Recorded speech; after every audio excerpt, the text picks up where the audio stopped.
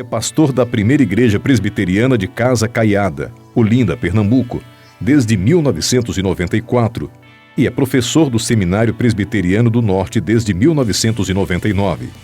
Coordenador da pós-graduação do Seminário Teológico Betel Brasileiro em João Pessoa, na Paraíba.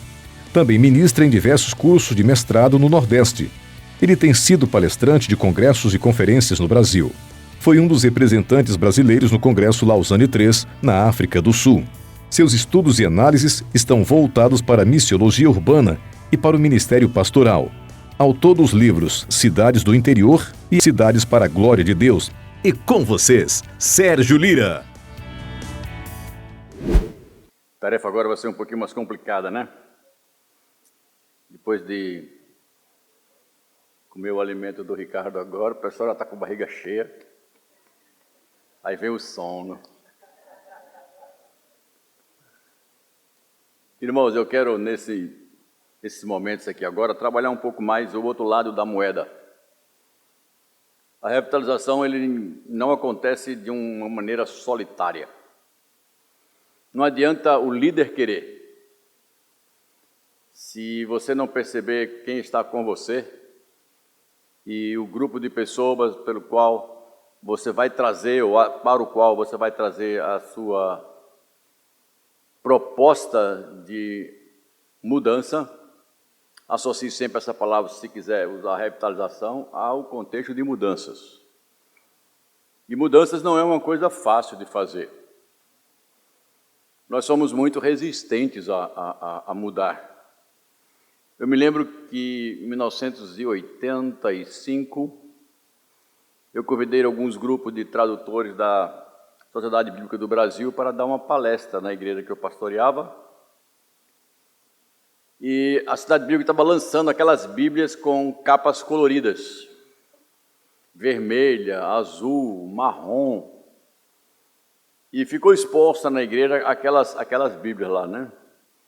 E tinha um senhor na igreja, assim, na época, de mais idade do que eu, olhou, pegou a Bíblia e disse para mim: esta não é a palavra de Deus que eu conheço. A palavra de Deus tem capa preta.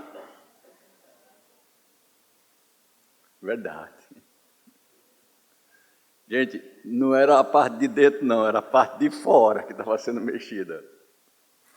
Né? Então, essas coisas, elas causam um certo incômodo. Mas vamos tentar resumir. Curve sua cabeça, uma palavra de oração. Busque sabedoria de Deus nesse momento. Graça, força do Espírito para não dormir. Isso, eu digo: Senhor Jesus, eu estou com sono, mas me deixa acordado aqui.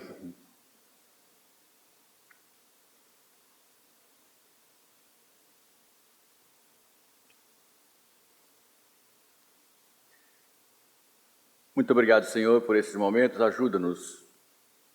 É a nossa oração, em nome de Jesus. Amém. Para revitalizar já tem que existir, não é? Quero começar a partir desse ponto. Não queira revitalizar aquilo que não existe mais. Há uma grande necessidade de saber que a um determinado ponto você pode mexer, em outros pontos você não pode mexer mais. E existem algumas coisas que, passado determinados pontos, não tem mais volta. É mais ou menos assim: você vai num avião, até essa determinada postura ele pode voltar. Depois que ele passa uma coisa chamada ponto sem retorno, é só para frente. Se ele voltar, ele vai cair, porque ele já consumiu mais da metade do combustível. Então, existem algumas coisas que, quando elas passam de determinados limites, você não tem mais como retroagir. Você tem que ir, encarar e fazer as coisas acontecer e entender e assumir todas as dificuldades, problemas e, digamos assim, imprevistos que essa realidade pode acontecer na perspectiva humana. Igreja, gente, tem dois perfis. Igreja é comunidade divina, mas igreja também é comunidade humana.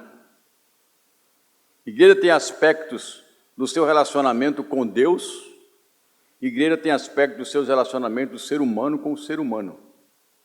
E essas duas coisas estão juntas quando se reúnem essa gente chamada povo de Deus.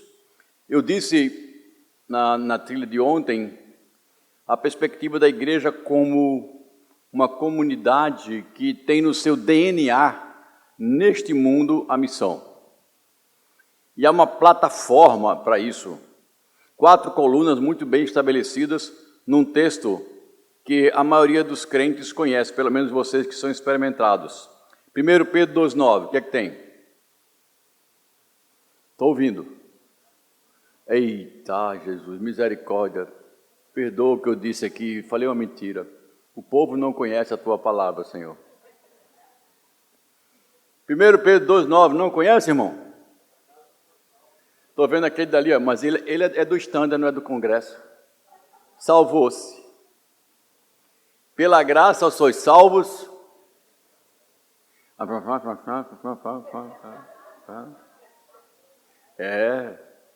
Irmãos, esse versículo define a sua vocação.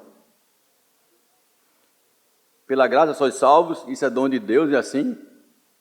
Ou isso é Efésios 2,8? Olha, ele nem passou. Reprovado, meu irmão, passou não. Só tinha um quesito e ele botou errado. Vós sois raça eleita, sacerdócio real. O que mais? Nação santa. Parou aí por quê? Acabou não. Essas 4 primeiras declarações são os fundamentos. Vocês são um povo escolhido, vocês são sacerdotes, mediadores no mundo de quem conhece a Deus para quem não conhece a Deus. Vocês foram santificados, chamados para uma ação particular, pertencem integralmente a Deus, e o versículo diz, a fim de proclamares as virtudes daquele que vos chamou das trevas para a sua maravilhosa luz. Eleição, santificação, a ideia de serviço a Deus e a ideia de propriedade fundamentam o meu propósito nesta vida. A igreja é uma comunidade com uma missão. E esse é o primeiro aspecto que eu estou colocando aqui agora, e o pessoal da multimídia me acompanha aí, já veio tudo de uma vez melhor. Igreja e a sua missão se identificam.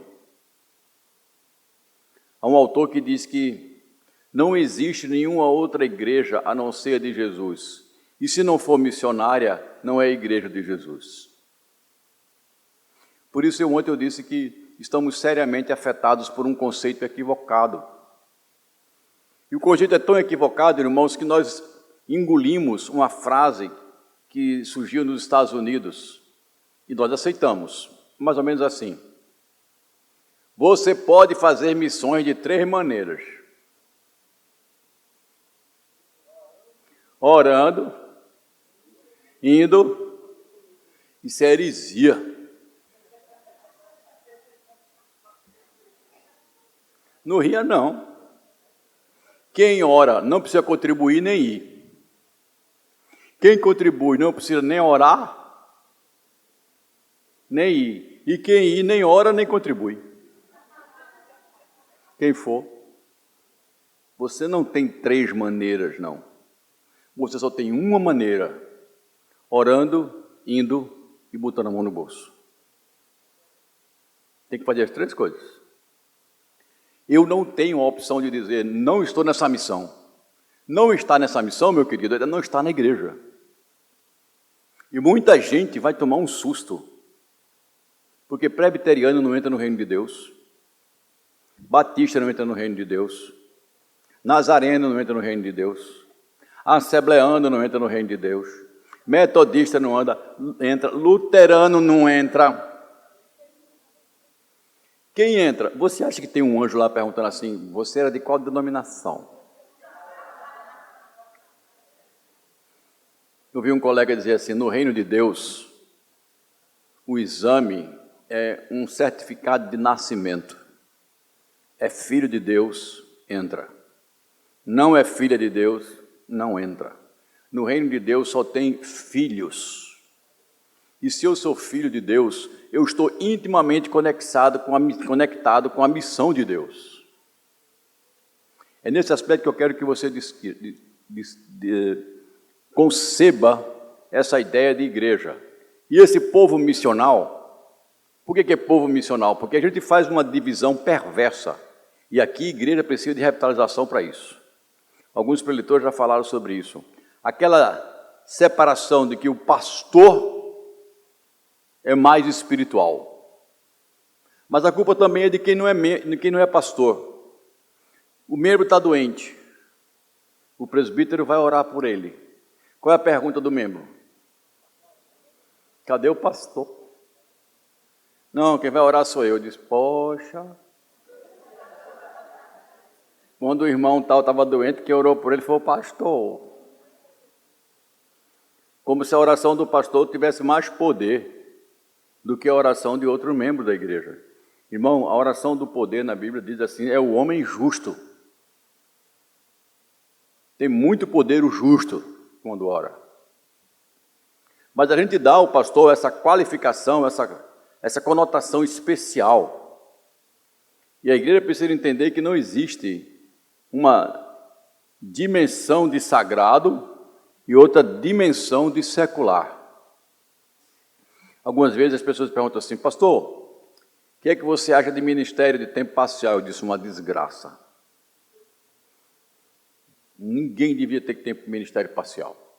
Ou ministério de dedicação total, ou pare de brincar com o ministério. E os que trabalham fora, mas quem disse que ele não está no ministério? Vocês lembram que o apóstolo Paulo, quando passou 2 anos e meio na igreja de Corinto, sabe qual era a profissão dele? De 8 da manhã às 6 da tarde ele fazia tendas. De 7h30 da noite às 10 ele pregava na igreja. Você chamaria Paulo de pastor de ministério de tempo parcial? Porque ele fazia tendas? Claro que não. Não existe essa história, irmão, de crente dividido. Não existe essa história de uma profissão mais forte do que a outra, e nós estamos criando isso dentro da igreja. E a vida da igreja se torna algo especial, porque quando eu estou ali, eu sou uma pessoa diferenciada. Mas quando eu saio da igreja e adentro no mundo, eu sou uma outra pessoa. O que é que você faz secularmente? A mesma coisa que eu faço no meu sagrado. Qual o lugar mais sagrado? Esse local aqui ou a sala da sua casa? Tem muita gente aqui em dúvida. Gente, o lugar sagrado agora é onde meu pé pisa. Por quê? Porque eu sou especial? Não. Porque o Espírito Santo mora em mim. Então, quando eu chego, o Espírito Santo também chega. Deus chega comigo. E é por isso que Jesus Cristo disse, se onde tiver 2 ou 3 reunidos no meu nome, eu estou ali. Presença de Deus no mundo é igreja presente no mundo. Se a igreja se esconde, se a igreja vira gueto, se a igreja vira um grupelho que se reúne só para ela mesma, deixou de ser igreja. Por isso, uma igreja missional é um povo que proclama aonde ele estiver. É um povo diaconal que serve aonde ele estiver. É um povo que oferece comunhão aonde ele estiver. E é um povo que dá testemunho por onde ele passa. Irmãos, eu não tenho nenhuma dificuldade de expor, você vai entender por que eu estou falando isso, a minha sexualidade, o fato de ser homem, para ninguém. Se eu tiver câncer, sou homem. Se eu tiver lepra, sou homem. Se eu perdi uma mão, sou homem. Fiquei cego, sou homem. Não importa o que aconteça, eu sou isso. Então a pergunta é, você é crente mesmo?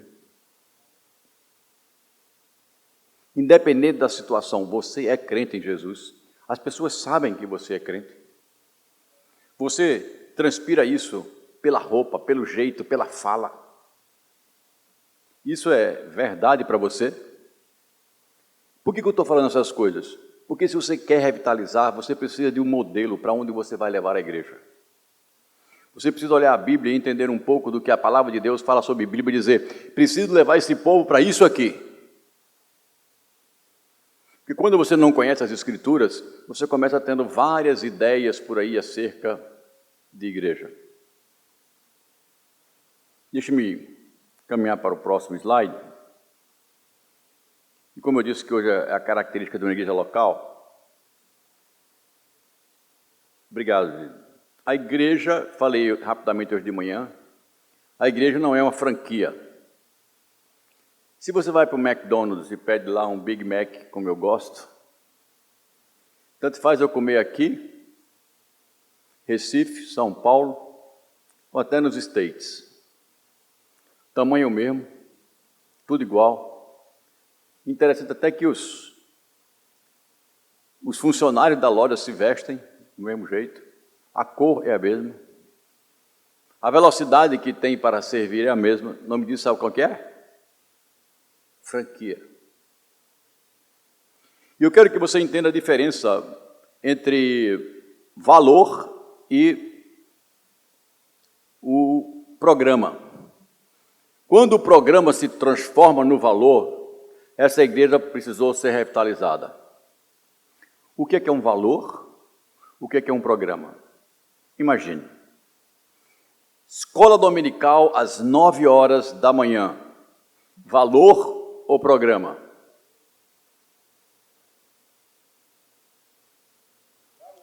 Valor. Programa. A igreja passou, meu irmão, 1763 anos sem escola dominical. E aí?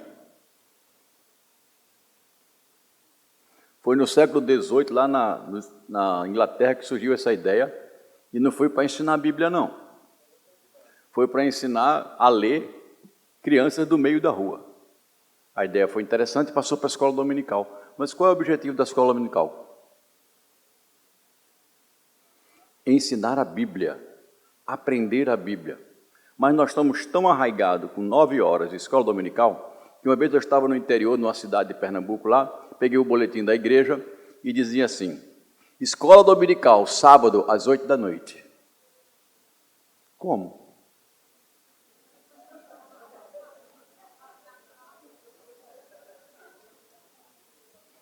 Só caiu a sua ficha agora, não foi? Se é escola dominical, não pode ser sábado, meu querido. Não pode. Mas nós começamos às vezes, valorizar mais o programa do que o valor que precisa. O estudo e o aprendizado da Bíblia, você não pode negociar. Como isso é feito, você tem que pensar em qual é o programa mais adequado. Eu vou mostrar algumas igrejas daqui a pouquinho, o que elas estão fazendo e como é que elas estão fazendo. E isso tem feito com que essas comunidades fiquem presas a um programa.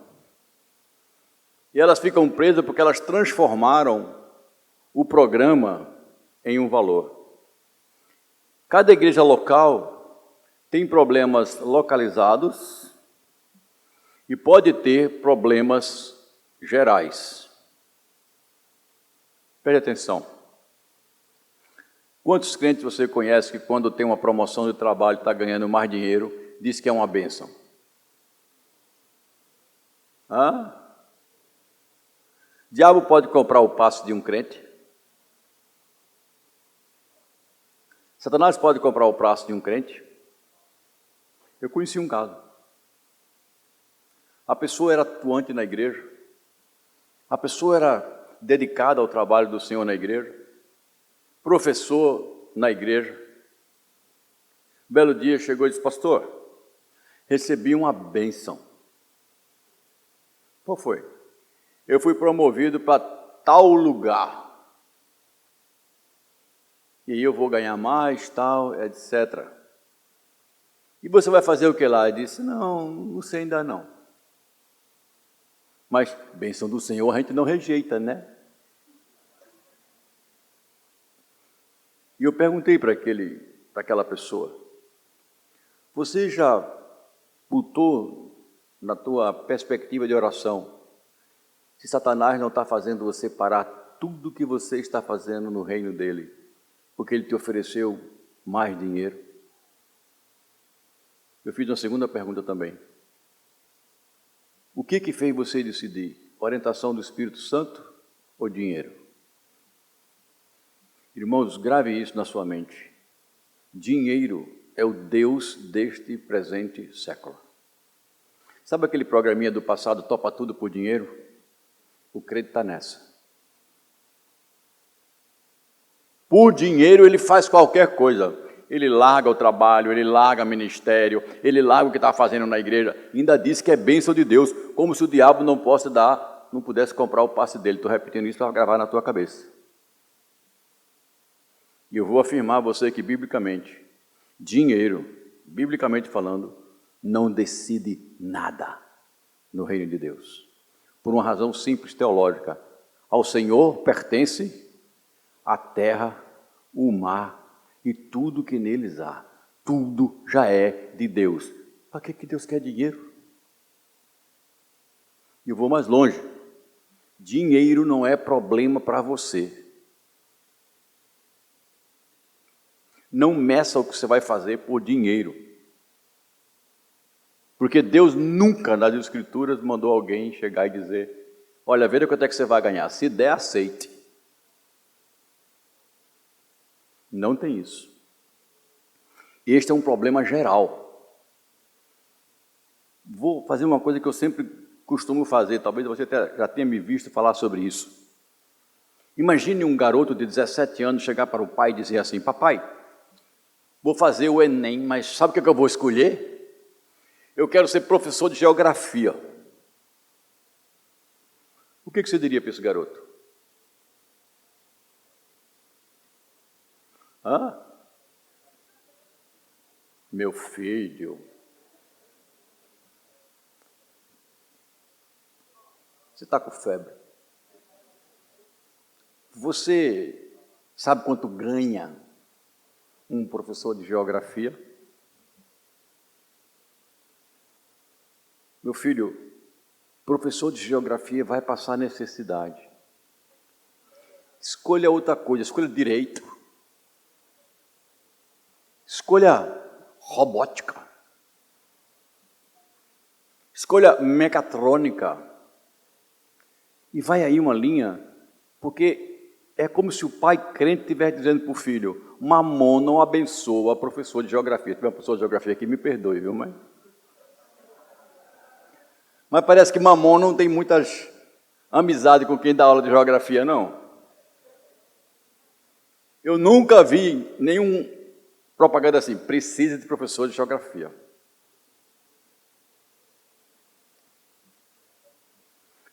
Mas, meu querido, eu estou querendo dizer para você como a gente está entranhado com esse problema geral e que às vezes a gente não para para perceber que a igreja precisa dizer: ei, você não foi trazido para esse mundo para ganhar dinheiro, não.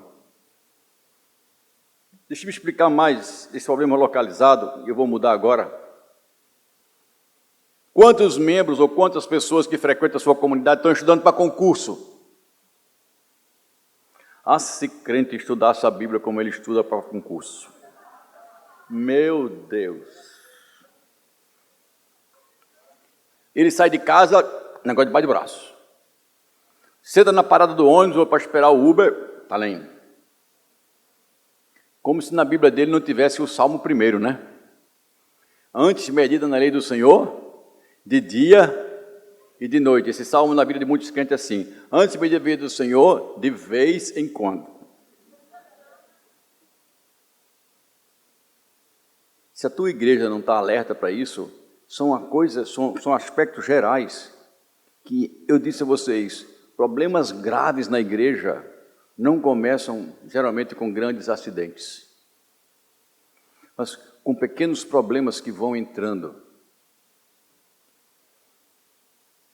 O papel da liderança nesses aspectos é entender que você está com o leme na mão. E como eu disse na trilha de ontem, o Senhor está, pelo seu Espírito, dando a você a orientação para onde você deve levar a igreja. É para você. É o seu papel. É o seu papel dizer, isso está certo, irmãos, isso não está errado, irmãos. E isso está errado, irmão. Não é uma posição confortável conduzir igrejas para mudanças. Mas, meu querido, eu quero dizer para você que esse processo de mudança não é só também o corrigir o erro. E aqui vai uma pergunta. Quantos pastores tem aqui? Líderes de igreja estão conosco aqui? Muito bem. Como é que você vê a sua igreja daqui a 5 anos?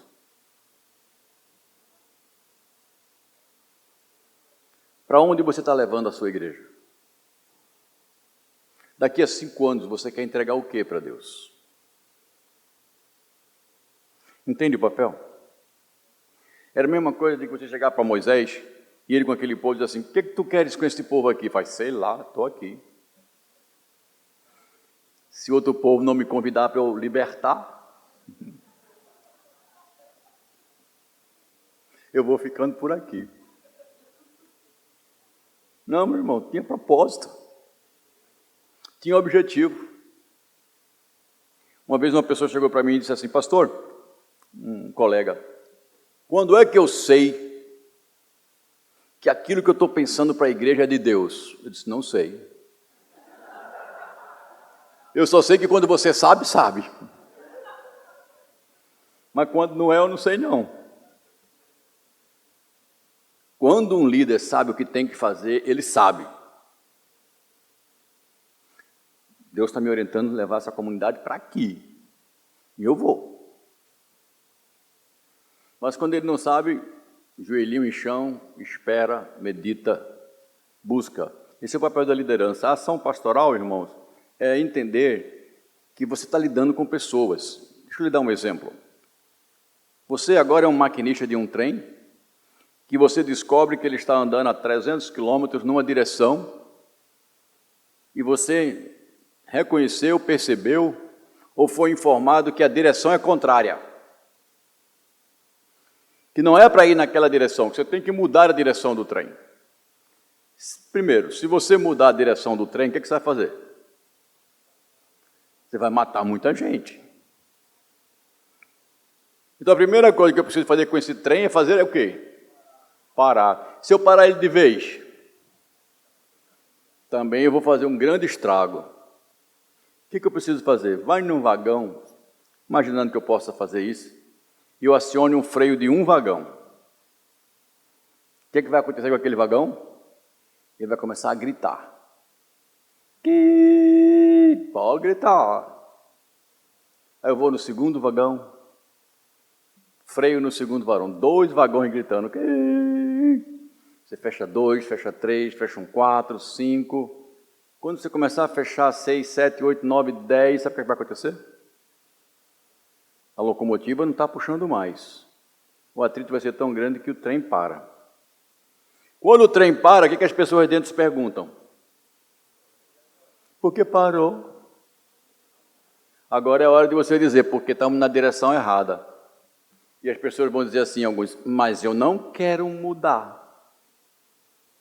Então elas têm uma opção, qual que é? Desce, porque esse vai voltar. E esse vai voltar.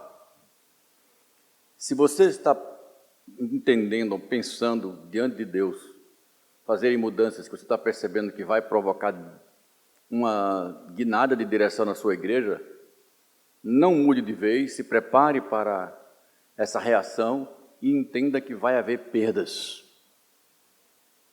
Vai haver perdas. Eu fui indagado por um homem muito sábio. Acho que o Agreste conheceu o Dr. Luther, tradutor da Bíblia de Genebra. E ele perguntou assim, Sérgio, se você tem um hospital que cuida 10 pessoas por dia, mas a fila é de 100, e se você não cuidar, essas 10 pessoas vão morrer, você pararia por 1 ano, para depois de 1 ano você atender 100 pessoas por dia? Aí eu calculei, 100 por 1 ano, tal, etc. Doutor, vai morrer muita gente. Eu não estou perguntando se vai morrer, eu estou perguntando se você faria isso. Eu disse, eu acho que não. E aí ele me mostrou, na matemática, que se você atua em 10 pessoas por dia, se você parar de atuar, é 360 vezes 10, vão morrer 360 pessoas. 3.600 pessoas. Mas quando você começar a atender 100 por dia, em 36 dias, você zerou a fila. Daí para frente, lucro. Minha cabeça fez tom. Verdade. Às vezes é necessário parar o trem. Às vezes é necessário fazer algumas podas. Mas entender que isso não é um processo de coisas, é um processo com gente. Nunca coloque na mesa de negociação doutrina, mas não transforme costume em doutrina. Quando eu saí de Cuiabá, eu fui para a igreja de Casa Caiada. E a igreja de Cuiabá é uma igreja centenária, está fazendo 100 anos agora. A igreja de Casa Caiada é uma igreja mais aberta, assim, em termos de costumes, um pouco diferentes, bem diferente da de Cuiabá. Lá nós estamos acostumados ao inário, e quando eu cheguei na igreja de Casa Caiada, eles nem sabiam que era inário. Um membro da igreja visitou uma outra igreja, chegou para mim e disse, pastor, eu fui na igreja presbiteriana Natal, eles cantam um hino diferente, está tudo num livrinho, bem pequenininho assim, ó. Sabe o que é esse livrinho? É um inário. Nem sabia, o membro da igreja nem sabia que a igreja presbiteriana tinha um inário. Porque as canções eram completamente diferentes, modernas, não olhava para trás. Eu não sou a favor nem de ficar preso atrás ou ficar preso só na frente, nada disso. Mas quero entender que vocês percebam que usar o inário não é doutrina. A hora do seu culto não é doutrina. Vir 2 vezes à igreja durante o domingo não é doutrina. Pastor pregar de paletó e gravata não é doutrina, principalmente em Cuiabá. É porque lá às 10 horas da noite dá 36 graus. Misericórdia. Lavanderia lá ganhava um bom dinheiro, porque toda semana eu botava o paletó para lavar. Até que eu disse que os presbíteros, quando eu for pregar de paletó, vai todos os presbíteros de paletó comigo. Próxima reunião do conselho, já tiraram o paletó. Não é não? Sofrer sozinho é bom, pimenta nos olhos dos outros é refresco, né? Mas é costume, irmãos. Doutrina, palavra de Deus revelada, não negocie isso, nem fique pensando muito tempo, não. Não tem como negociar esse tipo de coisa, não. Tem que ser tratado. E uma igreja tem que buscar crescer. Há um autor bastante interessante, ele escreveu um livro chamado Desenvolvimento Natural da Igreja. E a tese dele é: o reino de Deus cresce naturalmente, se você der condições. Simplesmente dê condições que o reino de Deus cresce. Então, quando ele não cresce, é porque as condições, o cuidar, o zelar, o propiciar os meios, o prevenir das pragas e das desgraças das falsas doutrinas, essas coisas, quando você faz isso, ele cresce naturalmente. Muito bem, queridos, deixe-me entrar em alguns aspectos práticos que eu preparei para vocês nessa tarde. Quando eu estou dizendo para vocês, existe um lado humano da igreja. E aí a gente precisa aprender a avaliar pessoas. Essa é uma avaliação bastante, digamos assim, grosseira, muito limitada, mas nos dá uma boa ideia. Primeira coisa, eu quero falar para vocês, é um tipo de pessoas que existe na igreja, para você avaliar pessoas. O primeiro grupo de pessoas, essa que está aí fulano do carrinho, são chamados proativos. Oh, meu Deus, me dá mais gente dessa na igreja. Não mostra o resto ainda não, segura o resto. Essas pessoas você não precisa dizer nada. elas já chegam assim, pastor, eu vi tal coisa assim, estou pensando em fazer isso. Aí eu digo, pode, já fiz. Eu já fiz, viu? Só que tem uma notícia boa, essa pessoa é muito agradável na igreja, só que ela é apenas 5% da membresia. Geralmente 5% da membresia são gente como essa daí. E é bom que o pastor seja proativo. O proativo, irmãos, é quando ele mesmo vê as necessidades, ele mesmo vê as coisas e ele mesmo pensa como fazer. Ele tem controle, ele tem iniciativa, ele tem imaginação, ele vê os recursos que tem e toma uma decisão. O pastor que não é proativo, de algum jeito ele é meio empurrado, porque ele não consegue se antecipar. Mas isso não quer dizer que se você não for proativo, você não pode ser pastor, porque proatividade não é dom espiritual. E ministério de liderança na igreja é um presente, é uma capacitação de Deus. Isso aqui é uma habilidade que você pode também adquirir, e pode até, alguns dizem que eu posso até impor isso como uma forma de aprendizado. Outro estilo da igreja que tem de pessoas são as pessoas ativas. Essas pessoas, elas não conseguem ver as coisas e tomar decisão, mas se você mostrar para ela o que precisa ser feito, elas se envolvem rapidinho. Olha, eu estive pensando nisso, aí a pessoa faz, conte comigo. Estou dentro. Vou fazer. São pessoas também que precisam ser observadas, e quando você estiver pensando em mudar a igreja, quando você estiver pensando em revitalizar uma igreja, melhor expressando, se aproxime de pessoas proativas e das ativas. Só que tem uma informação que também não é muito boa. A estatística diz que no máximo 20% da sua igreja é ativa. E existe o terceiro tipo. Engoli aqui o branco dele, só tem ainda bem que a expressão aqui foi engolida. São os reativos. O rosto desse cara está vermelho aí. O reativo não é o reclamador. O reativo é aquele que diz assim, por que mudar? Está tão bom. Há tanto tempo a gente faz isso, agora chega esse pastor aí que quer mudar. Deixa eu lhe mostrar um reativo bem claro para vocês. Em 1984 eu assumi a igreja de Cuiabá, em Mato Grosso, e era uma igreja de bancos pretos, 2 púlpitos laterais pretos, fundo preto. Naquela época já tinha coisa de preto, viu? Não era moda, não. Uma igreja que foi delineada e, assim, arquitetada em 1919. E eu achei aquele negócio muito fechado, tipo museu. Passei por um tempo assim, aí eu olhei no banco, eu vi que o banco, a madeira do banco era amarela. Era um IP amarelinho, que coisa legal. Aí eu chamei a Júlia Diaconal e disse, irmãos, vamos dar uma lixada nesses bancos?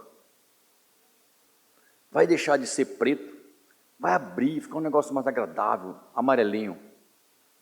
Aí os diáconos disseram, boa ideia, pastor, boa ideia. Marcaram lá com os caras, final de semana, lixaram tudinho e tal. Quando chegou domingo, neguei tudo amarelinho. E eu, pastor novo, né, vibrando, que beleza. Aí chegou uma senhora, reverendo, preciso conversar com o senhor. Pois não, estou vendo ela e o nome dela.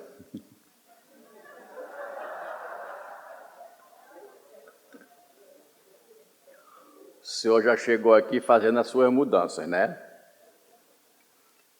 Mudou de preto para amarelo, estou vendo. O senhor sabe de onde veio essa madeira? Não, minha irmã. Da fazenda do meu avô. Olha, tirar o verniz eu aceito. Mexer na madeira, não. Eu disse, minha irmã, lá no céu, a senhora já pensou onde é que o banco vai ficar? Eu falei, eu sou meio bate-pronto nessas respostas. Qual é o lugar do céu que a gente vai botar esses bancos, minha irmã? Porque eu estou meio preocupado. Primeiro, como é que a gente vai levar? Depois, onde é que vai ficar? Né? Ela só faltou dizer que eu era Ave Maria, cheia de graça. Né? Mas, gente, nós começamos a dar valor a coisas que não vão valer nada.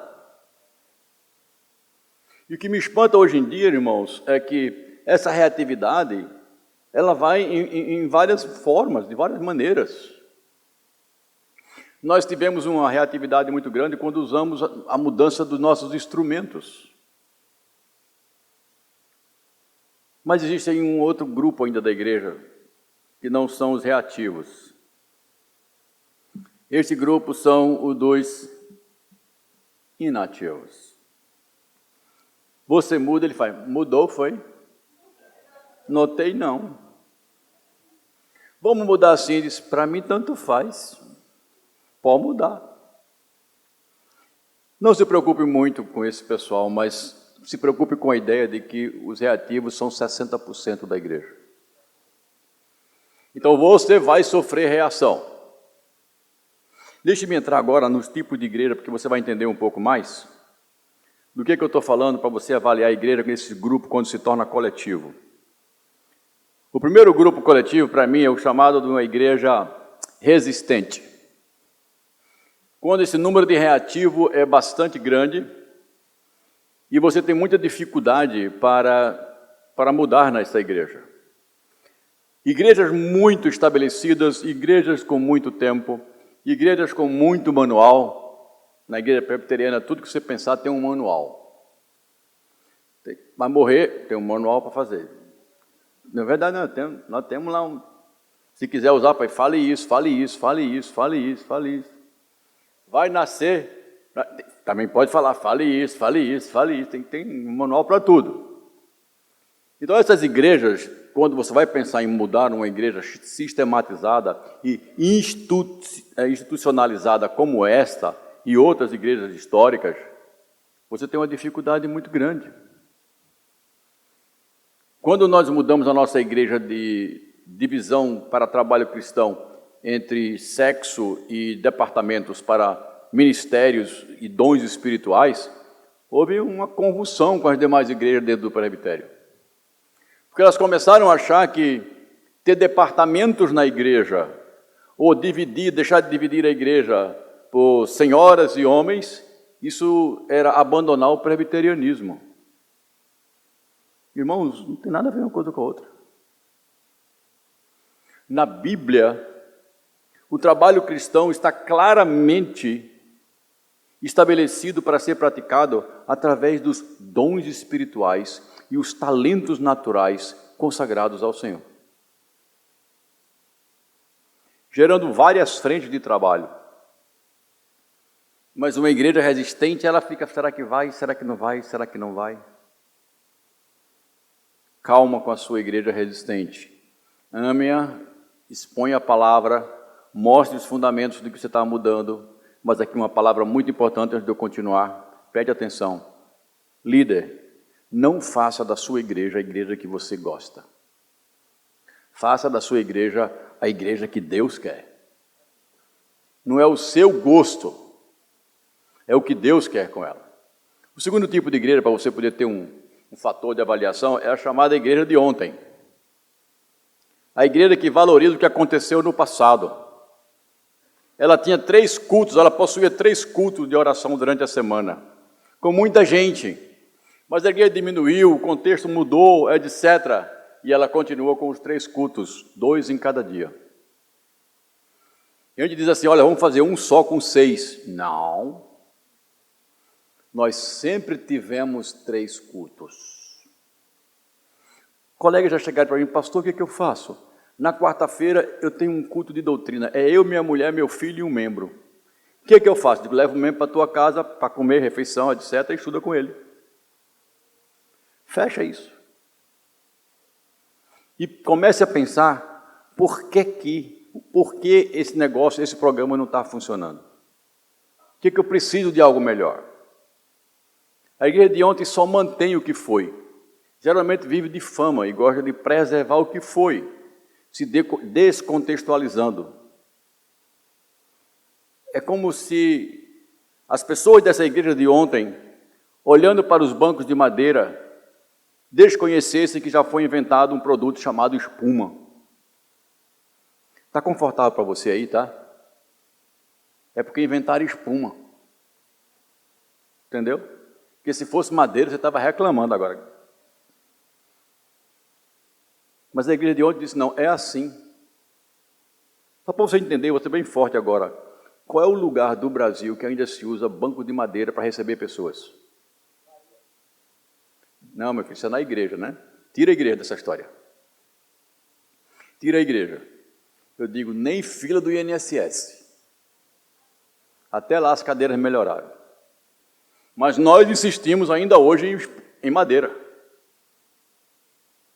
Isso é simplesmente fazer porque se fazia. Deixe-me caminhar um pouquinho mais. Existe a chamada igreja, a igreja esforçada. É uma igreja que gosta de trabalhar, mas ela não fica pensando se tem algo melhor. Mais ou menos assim, ela visitou 100 casas e 4 pessoas vieram para a igreja. Ela faz, ótimo, agora nós queremos 8. O que ela faz? Divide 200. Ótimo, 8 pessoas das 200 que visitamos veio para a igreja. Agora nós queremos 16. O que ela vai fazer? Você acha que vai conseguir visitar 400 casas?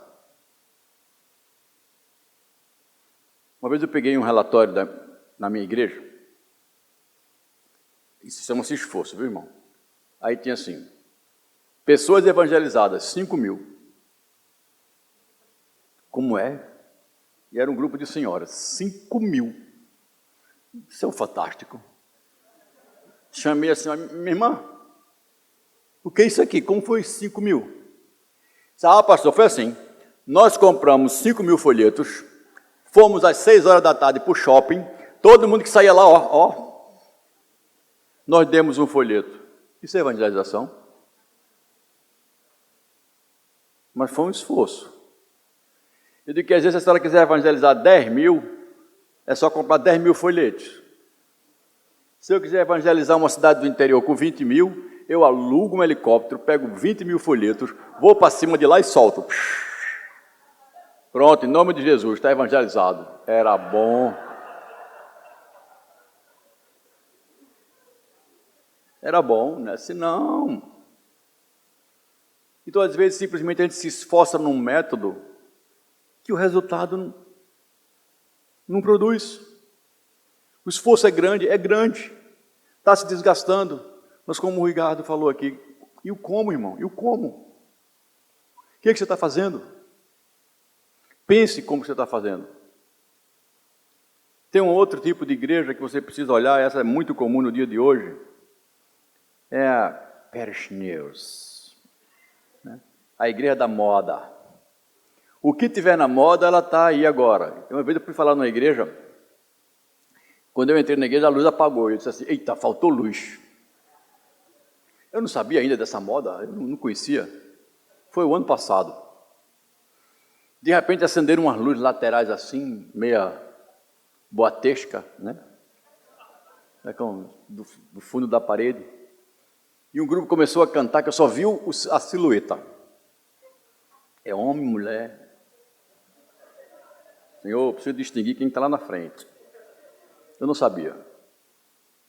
E foi pela primeira vez que eu vi esse negócio de escuro para cantar melhor. Eu conheço escuro para dormir melhor, gosto. Mas para cantar melhor, não. Mas as pessoas vão usando isso sem medir nada. Qual o objetivo disso? Por que você está fazendo isso? O que você quer com isso? Qual o paralelo disso? Onde é que você encontra a base disso? Gente, não dá para engolir qualquer coisa que está acontecendo, não. Por outro lado, você olha aqui essa igreja, está cheia de LED. É LED para tudo que é lado. Ah, mas a igreja não usa LED. Não usa LED quando não tinha LED, agora tem LED. Porque a gente usa lanterna quando não tinha lampião a gás. Depois que inventaram a eletricidade, a gente usa lâmpada. Inventaram o LED, LED, meu irmão. Não precisa ficar preocupado com luz colorida, não. Estou terminando. Mais 2, para a gente terminar. E a gente para por aqui. A igreja que a gente precisa olhar também como proposta é uma igreja que a gente chama, pode mudar o slide, a igreja inovadora. Querido, se você não for inovador, você vai ter problema. Hoje em dia é muito comum ser chamado os mercadores de igreja. Gente que fica na igreja, sai, vai para uma igreja, sai, vai para outra. Já viram isso? Mas isso é comum porque o supermercado é assim. Quando você vai comprar uma coisa no supermercado, você olha o produto que quer. Se você não tiver aquele produto no supermercado, você não chama o gerente e diz assim, olha, compre esse produto que eu não quero deixar de comprar aqui. Você faz isso? Não. Para onde você vai? Vai para outra igreja? Então, Ricardo, aquele negócio do cara olhar e ver que não tem é justamente uma postura mercadológica. O não crente está vivendo isso. Eu vou para um lugar porque ali tem o que eu quero. E ele não é teologicamente doutrinado e moldado para entender que a igreja não é lugar onde eu vou buscar o que eu quero, mas eu vou mudar o que eu tenho. Isso precisa ser mudado. Essa é a mudança. E por fim, queridos, e última coisa aqui para a gente entender, que é o que eu proponho para você olhar dentro de uma igreja. O ideal é que você tenha uma igreja em reforma. Igreja que está sempre avaliando, olhando, e como Paulo disse, se for bom, abrace.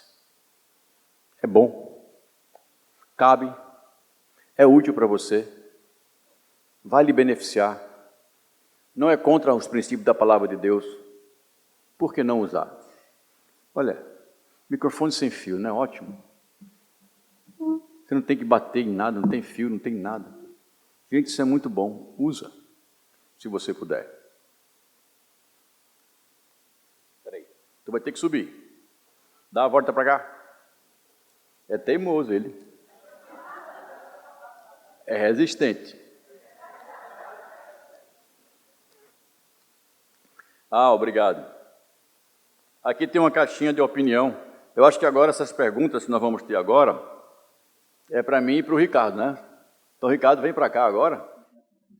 Nós temos aqui uma primeira pergunta e eu vou pedir a vocês que tiverem perguntas. Nós temos pessoas voluntárias que poderão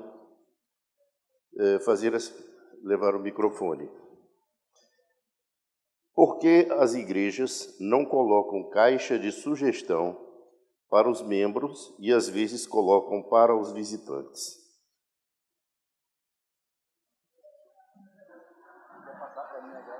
Essa pergunta foi feita para o pastor Sérgio, né? Ele disse que era para ele descansar um pouquinho. Ele é muito amigo meu, né?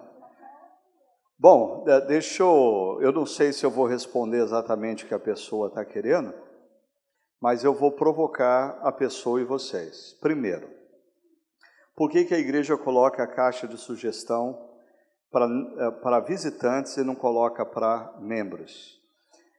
Porque, primeiro, a igreja deveria estar mais preocupada em conhecer as pessoas para as quais ela foi enviada a pregar o Evangelho. Então, se tem alguém que a gente precisa ouvir e entender, são as pessoas de fora da igreja, e não as pessoas da igreja.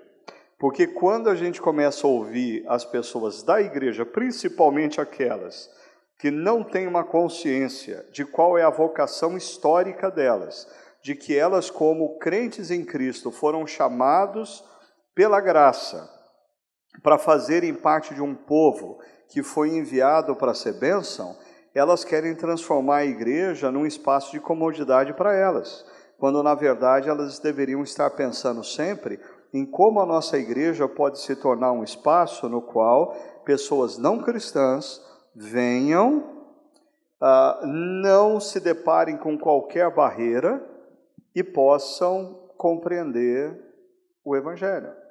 Então, dando um exemplo disso, e aqui, por favor, não confunda exemplo com princípio, não confunda valor com método, como o pastor Sérgio colocou. É um exemplo, ok? Na nossa comunidade, quando nós começamos, nós tínhamos claro uma coisa: o tipo de pessoas para a qual Deus nos enviou a alcançar eram pessoas altamente resistentes à igreja, principalmente porque eles entendiam que a igreja só pensa em dinheiro e a igreja só está interessada em pegar dinheiro das pessoas. Então, uma decisão louca que nós tomamos, e em 18 anos da igreja nós mantivemos assim, nós nunca tivemos arrecadação pública de dízimos e ofertas.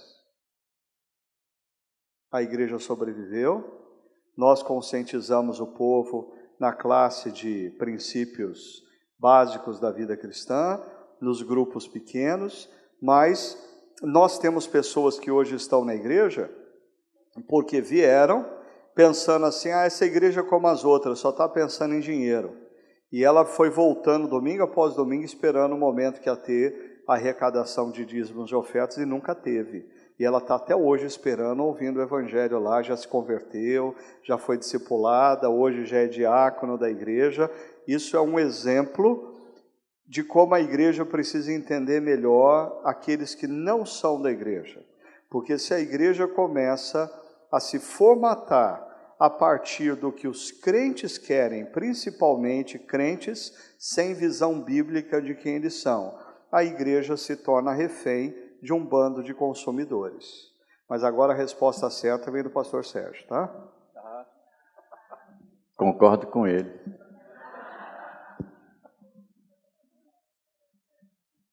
Tem mais perguntas? Aqui no meio, ó, tem gente querendo falar? Com quem está o microfone da pergunta? Boa tarde. Para o pastor Ricardo e também para o pastor Sérgio Lira. O pastor Ricardo, ele falou que o pastor, né, local, ele precisa visitar, né, a questão do cuidado pastoral, da palavra e etc. Mas quando esse pastor, ele visita, ele dá a palavra bíblica e etc. Mas esse povo não quer, os crentes não querem ser visitados. E a igreja, ela fica naquele afastamento, né? Domingo muita gente, no próximo domingo pouca gente. O que é que a gente faz? O que é que o pastor pode fazer? E a outra pergunta é, quando a institucionalização tem sido uma trave para o crescimento, o que fazer? Duas perguntas difíceis. Minha esposa está rindo ali, ó. E eu sei porque ela está rindo, porque agora o Agré disse, agora é contigo. Irmãs, a questão da visitação, quando se trabalha principalmente numa questão urbana, ela precisa ser bem trabalhada. Aquela ideia da visita social do pastor, para mim, hoje em dia, ela está bastante prejudicada. Entretanto, no interior, a roda é outra. Nas cidades pequenas do interior, eu digo que a evangelização se faz na rua. Se o pastor não vai para a rua, ele não vai conseguir. Porque é na rua que as pessoas falam dele, né? Ou pelo menos dizem, ó pastor. A rua é um instrumento de sociabilização dentro do interior, assim como a feira, assim como a praça. Mas na estrutura urbana, as pessoas geralmente hoje estão envolvidas em trabalhos que são de manhã, de tarde, às vezes de tarde, de noite, e não sobra muito tempo. O tempo que tem, às vezes, é para a sua própria estrutura de casa. Então, essa aqui vai particular, estou dizendo como Ricardo, na minha perspectiva, eu acho que o pastor precisa trabalhar numa perspectiva assim, irmãos, eu estou à sua disposição, deixe-me saber e eu vou lhe atender. Mas os crentes às vezes ficam querendo que o pastor faça a função do Espírito Santo, ele seja onipresente para saber que eu estou com um problema, porque ele não diz para ninguém e diz assim, ninguém me visitou. Ou ele adoece, vai para o hospital, passa 3 dias no hospital, não diz para ninguém, e no domingo ele chega para a igreja e fez, fui hospitalizado, ninguém falou nada. Aí é complicado, eu acho que a via é de 2 mãos. Não é? Que quem precisa tem que ter a liberdade de dizer, preciso. Então essa é a primeira perspectiva. A segunda perspectiva que você colocou é que nós não conseguimos existir sem instituição. A irmã é casada? Imagine seu filho fazendo o que quer. Ele pode dormir a hora que quer, pode comer a hora que quer, pode comer o que quer, vestir o que quer. Para que tanta instituição, irmã? Então, veja como eu preciso estabelecer algumas coisas. E a palavra de Deus fala que eu preciso da instituição. O problema é quando eu dou mais valor à instituição do que o objetivo dela. Essas coisas são para educar os filhos. A instituição é para dar ordem e rumo à igreja. Mas a instituição em si, ela não é um fim. Então, por exemplo, se o meu braço vai lá para trás e quebra, ele fez um movimento que não devia. Então, eu preciso institucionalizar o movimento dele para curá-lo. Eu coloco numa tipóia. Então, quando eu boto numa tipóia, ele pode fazer isso, mas aquele movimento para trás, não mais. Mas depois de 30 dias, como é que está essa tipóia se ela foi de gesso? Suja, esmulambada, feia. Aí eu digo, olha como está esse negócio. Aí eu tiro a tipóia de gesso e boto uma de aço inox. Ora, o que eu fiz? Eu transformei uma ferramenta que era para ajudar a curar num objetivo em si mesmo. Então o braço vai definhar por causa da instituição. Eu preciso entender que a instituição tem um objetivo, qual que é? Estabelecer os limites aceitáveis até uma cura. Mas a instituição em si, ela em si mesma, ela não é um valor. O valor é justamente o movimento. O valor é meu braço mover-se da maneira certa. Eu dou um exemplo que você pode ter e eu vou parar com isso aqui. Comer chocolate é muito bom. Você senta e come 20 barras de chocolate de uma vez só. O que vai acontecer? 3 pontinhos. Vai dar um estrago muito grande para você. A outra pessoa vê que você comeu chocolate e diz, rapaz, vamos estabelecer uma regra. É proibido comer chocolate. Porque o outro comeu demais. Não, irmão, vamos dosar um pouco. A instituição deve ser assim, olha, come só uma barrinha, 2 vezes por semana, isso é instituição benéfica. Deu para entender? Rapidinho, só concordando com o pastor Sérgio sobre a diferença entre o ministério urbano e o ministério em cidades menores. Na minha cidade, por exemplo, Campinas, por N fatores e uma questão cultural histórica, Campinas é uma cidade que absolutamente ninguém convida ninguém para ir na casa de ninguém. Eu tenho líderes da minha igreja que eu conheço há anos, eu não sei onde eles moram. Pode parecer muito estranho para alguns de vocês, mas é assim que é a cultura da cidade. Nessa cultura, quando alguém quer conversar com alguém ou quer gastar tempo com alguém, normalmente fala assim, vamos gastar um tempo juntos, em casal, essa semana, quarta noite, você podia jantar? Vamos num restaurante jantar.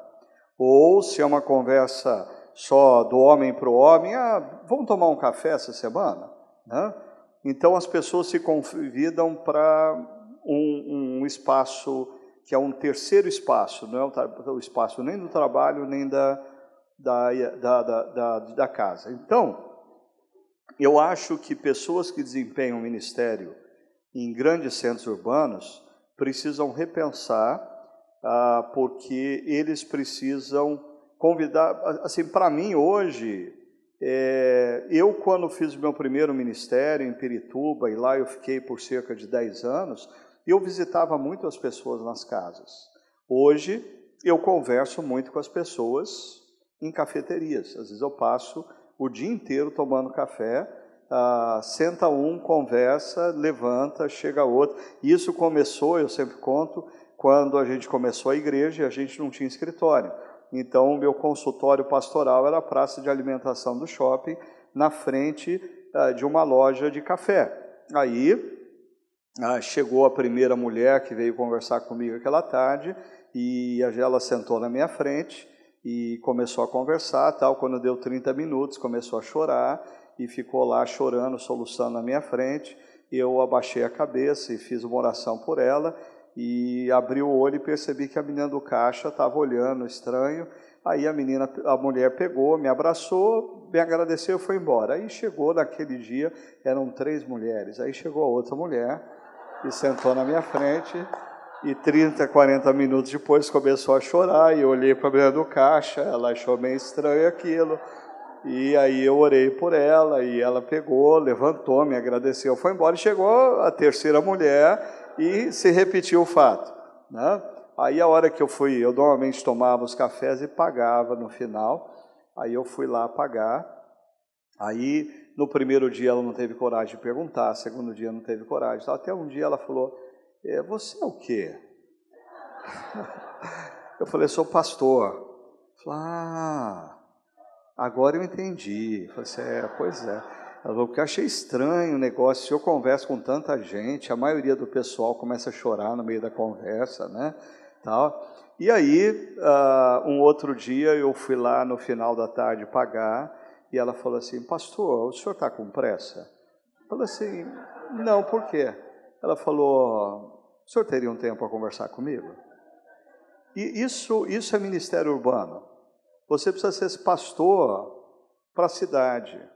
Mas assim, e aí eu acho que entra um pouco a pergunta da irmã, porque a gente reclama tanto da instituição, mas nós mesmos, obreiros, institucionalizamos o nosso ministério. Ou seja, esse negócio da gente ter um escritório que a gente senta lá e fica a semana inteira esperando as pessoas virem. Não, eu acho que a gente precisa, como o pastor Sérgio estava falando, do crente proativo, a gente está precisando de pastores proativos, de obreiros proativos, né?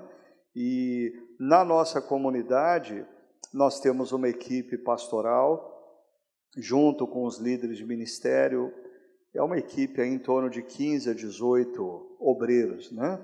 E a gente instituiu uma prática que toda segunda-feira pela manhã, logo nas primeiras horas da manhã, a gente se reúne e cada um compartilha com a equipe toda as pessoas com quem ele precisa encontrar, quem ele precisa visitar, quem ele vai atrás para aconselhar, quais os grupos pequenos que ele... Ou seja, o que eu estou dizendo os pastores começam a semana sabendo o que eles vão fazer. A maioria dos pastores que eu conheço trabalham de uma maneira inversa. Eles começam a segunda-feira não fazendo a mínima ideia do que eles vão fazer. Eles vão fazer o que aparecer. Não. Vire esse jogo. Comece a ter uma visão mais estratégica do ministério.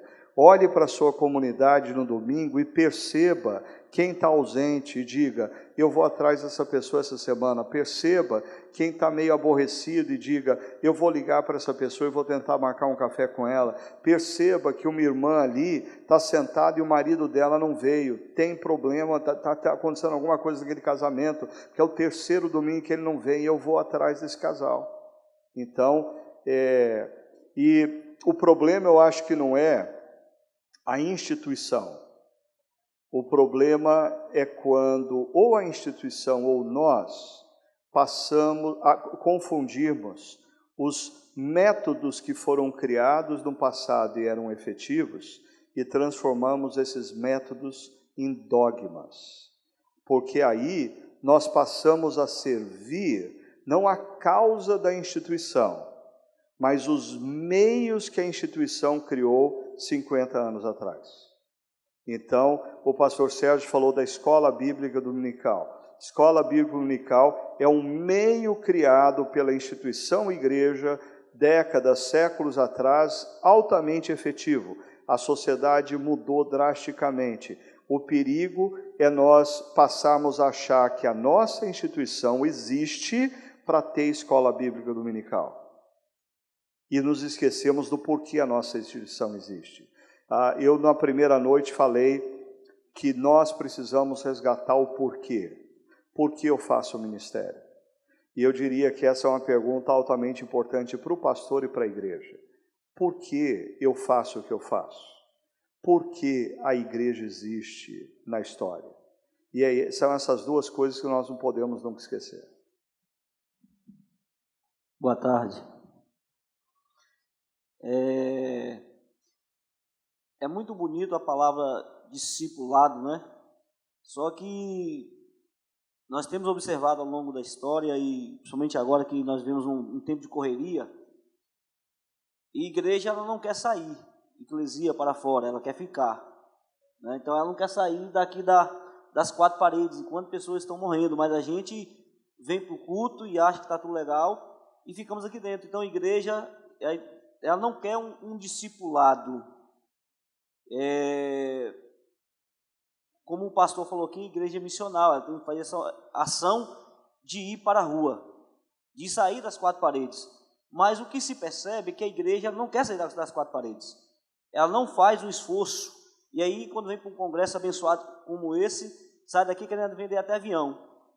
Mas quando chega para o seu dia a dia, tanto trabalho que ela tem, ela não quer investir na vida de outro. Porque o discipulado é você investir tempo na vida de outro. Então, assim, o que se percebe é que a igreja não quer investir tempo. Então, a igreja não cresce. O que se percebe é que é uma troca de igrejas, irmãos indo para a igreja de outro. Se eu não estou concordando, se eu não estou não é de acordo, mas se há o louvor da igreja, o pastor Sérgio e o pastor Ricardo Agreste vir aqui para Natal, vai bombar a igreja, porque ele é o pastor que está lá agora. Irmão, se eu não fizer a pergunta logo, vai acabar o nosso tempo. A gente tem 1 minuto e 49, 48, então, assim, 47 para responder. Então, quer dizer assim, como é que se faz para mudar essa história da igreja, para realmente ela saber o seu papel de sair das quatro paredes para evangelizar? Para ser missional. Se eu soubesse, meu irmão, veja bem, é muito difícil eu estabelecer uma caixa de sapato número 42 que cabe na tua igreja. Uma vez eu vi um colega perguntando assim, quem é que deve saber mais da minha igreja do que eu mesmo? Quem é que deve conhecer mais da minha comunidade? Alguém que vem de fora me dá orientações do que eu tenho que fazer? Ou eu que estou vivendo com essa comunidade? Então, irmão, eu acho que o irmão é a pessoa mais capacitada que Deus colocou se o irmão está no lugar certo pelas razões certas. Então precisa entender e procurar saber quais são as coisas certas que o irmão precisa fazer. Porque é o líder que está lá que vai ter essa visão. Por que alguém de fora vai ter uma visão maior do que você mesmo para a sua igreja? Então o que fazer deve partir dessa perspectiva do líder que está na comunidade local. E dizer, Senhor, me dá a visão do que tu queres, me dá a percepção dessa concepção de futuro que o Senhor quer para essa comunidade. Porque Deus não mostrou para Moisés tudo que ele ia passar em 40 anos de deserto, não, ele nem sabia. Egito para Cades Barneia, 4 meses, não 40 anos. E Moisés não sabia o que fazer, ou o que ia acontecer ali dentro daqueles períodos. Então, irmãos, existem algumas coisas que o tempo não nos permite, mas talvez o irmão só vá preparar essa terra todinha, não vai ter que colher nada. Como Paulo disse, olha, um planta, outro rega.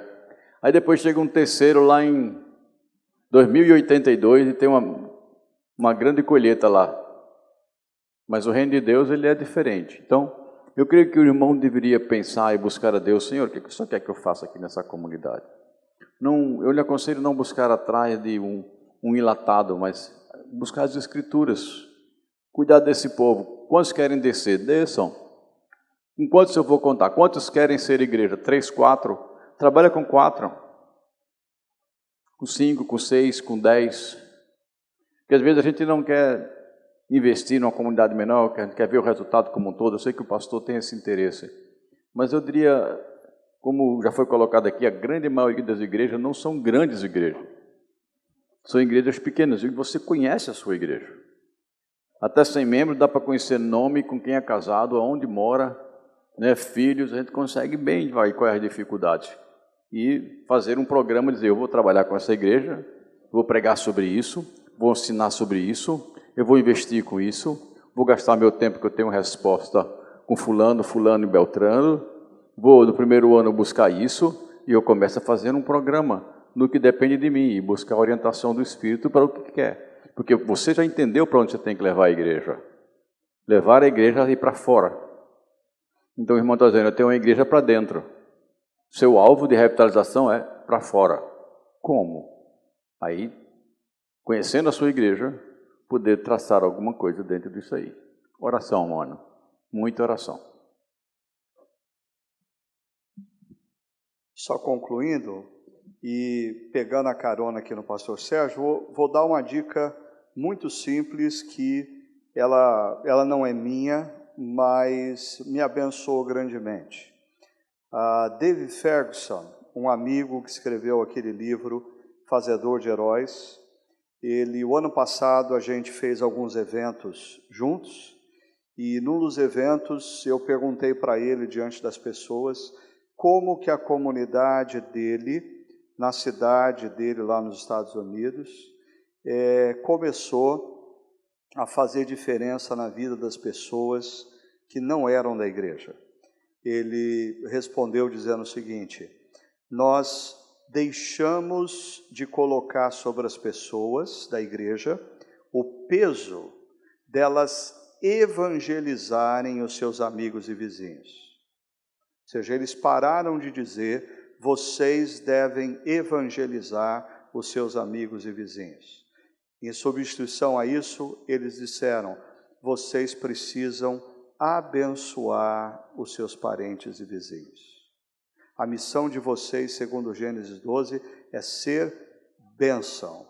Aí, muito rapidamente, quando você pega a palavra em inglês, bênção, bless, B-L-E-S-S, eles formaram um pequeno acróstico, quem estiver anotando depois dá uma olhada. O B, eles falam, begin praying, comece orando, comece orando. O L, listening, que é escute, ou seja, pare de querer falar para as pessoas que não são crentes e comece a escutar a vida delas, comece a escutar mais as histórias delas, comece a ouvir mais dos problemas dela.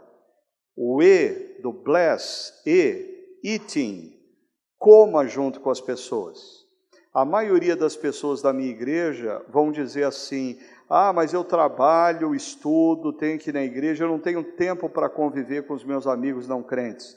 Eu digo para eles: vocês tomam café da manhã todo dia, vocês almoçam todo dia, vocês jantam todo dia, 7 dias por semana, 21 vezes, reserve uma vez durante a semana para você tomar um café com um amigo não crente, para você almoçar com um vizinho. Você nunca convidou o seu vizinho para jantar na sua casa? Convide essa semana. B-L-E-S, service, sirva. Se você já ouviu e você está convivendo com ele, você percebeu que ele está com uma dificuldade. Ele disse para você: ah, semana que vem eu preciso limpar a garagem que eu não limpo há 5 anos. Sábado de manhã, você bate na porta da casa dele de bermuda e camiseta e diz: você vai limpar a garagem, né? Eu vim aqui para te ajudar. Sirva o cara. E se você seguir esse roteiro, o último S do bless é history. Conte a sua história. Abençoe pessoas. Eu acho que às vezes quando a gente fala para o nosso povo, evangelize os seus amigos, eles acham que esse negócio é muito pesado e complicado, porque eles precisam de ir para um seminário para entender o que é evangelho e como pregar. Agora, se você começar a falar para o seu povo, que tal essa semana cada um de nós abençoar um vizinho? A nossa missão é abençoar os nossos parentes. E na medida em que você os abençoa, vai surgir a oportunidade para você simplesmente contar a sua história. Aí conte o que Jesus fez na sua vida. Ok? Nosso tempo está esgotado, está piscando aqui para a gente parar, tá ok, parei. Deus abençoe vocês, tá?